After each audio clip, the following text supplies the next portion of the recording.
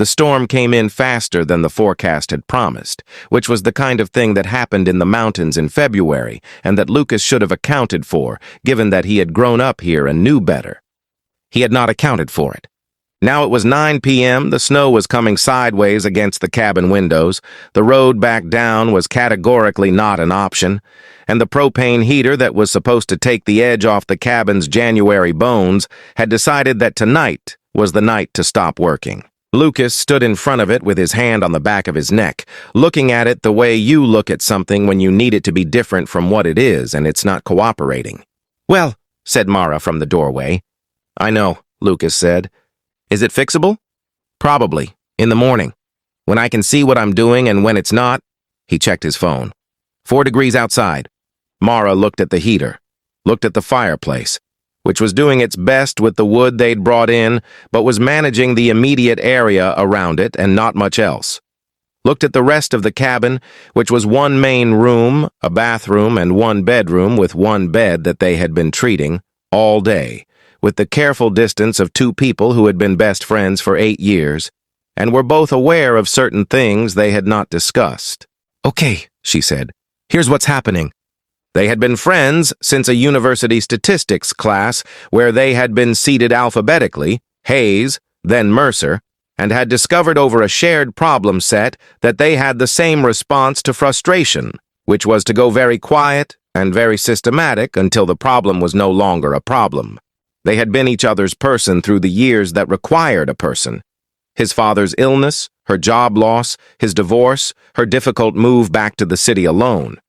They had been, by every external measure, a best friendship of the most reliable kind. They had also been, by every internal measure, something that neither of them had said out loud because the friendship was too good to risk on a sentence that couldn't be unsaid. The cabin weekend had been Mara's idea. She had said, "We haven't done this in too long. I found a place, 3 days, no phones except for emergencies. Let's just be human beings in the mountains for a while." Lucas had said yes immediately, which was probably information, but he had not examined the immediacy too closely. And then the storm had come in and the heater had stopped, and here they were. "1 bed," Mara said. "1 fireplace. One of those is in the bedroom. Basic thermodynamics says we're both sleeping in there tonight." "I can take the couch," Lucas said. Lucas. She looked at him with the expression she reserved for when he was being unnecessarily complicated about something.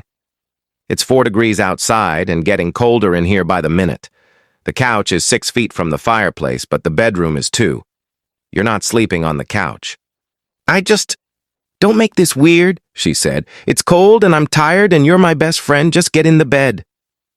He looked at the heater, looked at the window where the snow was doing something emphatic, looked at Mara, who was already heading to the bedroom with her blanket from the couch.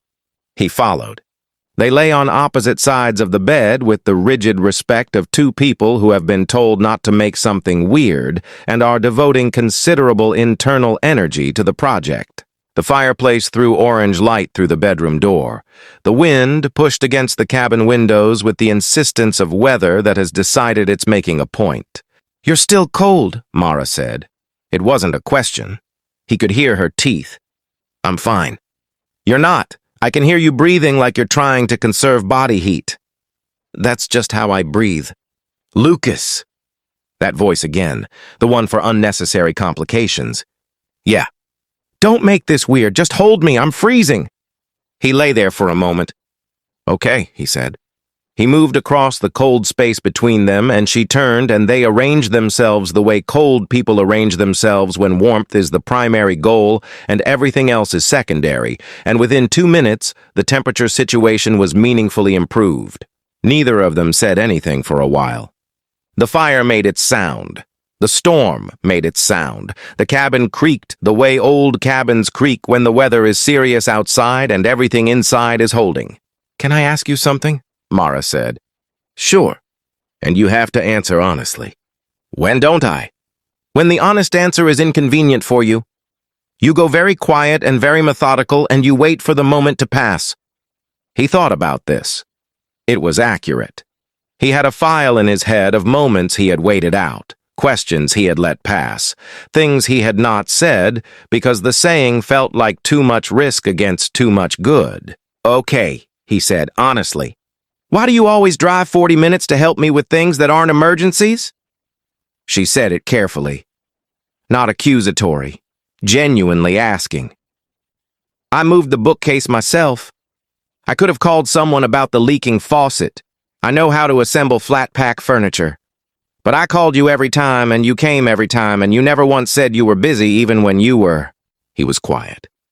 "That's not a friendship question," she said. "I know what friendship looks like. That's something else." The fire, the storm. "No," he said. "It's not a friendship question." Mara was quiet for a moment. "I have one too," she said. "A not friendship question." "Okay. Why did you say yes to this weekend so fast? I hadn't finished describing the cabin." He almost said something deflecting. He had the deflection ready, had kept it available for situations like this. A joke, a reroute, a quiet that extended until the moment shifted. He didn't use it. "Because you asked," he said. "Because when you ask me things, my first answer is always yes, and I spend the rest of the time figuring out if that's the right answer, and it always is." The cabin held itself around them. The storm did its work outside. "That's quite a thing to say," Mara said. "You asked for honest." "I did." A pause. "I drove to your apartment the night your divorce was finalized. I told you it was because you needed company. I know, I appreciated it." "It wasn't only that," she said. "I needed to see that you were okay. Not in a friend way. In the way where, if you weren't okay, something in me was also not okay, and I didn't have a name for that except the real name, which I wasn't ready to use." "What's the real name?" he said. "You know what it is. I want to hear you say it." She was quiet for a moment. "I love you," she said. "Not the way I love coffee or the mountains or the statistics class where I met you. The way where you being 40 minutes away is too far and I build reasons to call you. And I said yes to this weekend because 3 days in a cabin with you sounded like exactly the right amount of you." The fire.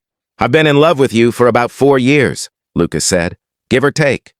Give or take. I had a whole system for managing it. I was quite organized about it. Kept it very controlled. How was that going?" "Not great, ultimately." He paused. "The heater breaking was not part of the system." She laughed. The real one, the one that came from somewhere uncalculated. He had always loved that laugh and had always been careful not to say so. "The heater breaking was the best thing that's happened this weekend," she said. "The weekend just started." "I know," she said. "I'm optimistic about the rest of it." He fixed the heater in the morning, as promised. Mara sat at the kitchen table with coffee and watched him work, and didn't say much, and he was aware of her watching in the way he had always been aware of it and no longer needed to manage. "It was the pilot assembly," he said when the heater came back on. "Straightforward fix." "You knew last night it was the pilot assembly," she said. He looked at her. "You said probably fixable in the morning. You knew." "I had a theory," he allowed. "Lucas, I didn't know how the conversation was going to go," he said. "I wasn't going to engineer the outcome. If I'd fixed it last night and you'd wanted the couch, you could have had the couch." She looked at him across the kitchen for a long moment. "You are extremely annoying," she said, "and I am extremely glad you couldn't fix it last night." "Me too," he said.